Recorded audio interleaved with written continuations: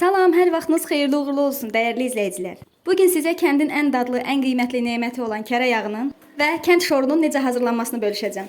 Bu cür paylaşımlar xoşunuza gəlirsə, videomu bəyənib yaxınlarınızla bölüşməyi unutmayın. Bu mənə ən böyük dəstəyiniz olmuş olar. Keçək hazırlığına. İlk öncə inəkləri sağırıq, südünü süzürük və ocağın üzərinə bişməyə qoyuruq.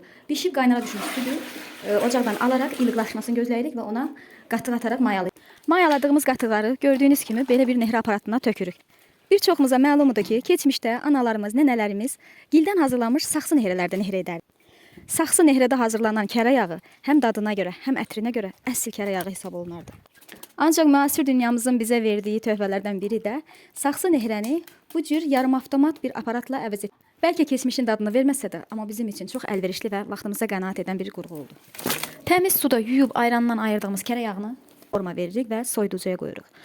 Hazırladığımız kərə yağını soyuducunun dondurucu gözündən 5-6 aya kimi, soyuducunun alt gözündə isə 1 həftə 10 günə kimi saxlamaq mümkündür.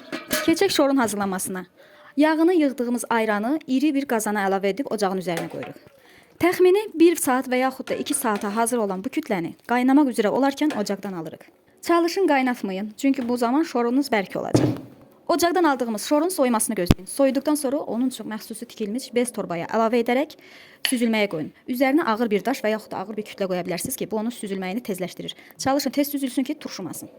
Deyəcəklərim bu qədər. Ümid edirəm sizə qısa və aydın olaraq başa sala bildim. Əgər sizin üçün qaranlıq qalan məqamlar varsa, şərhlərdə bölüşün, cavablandırmağa çalışaram. Hələlik.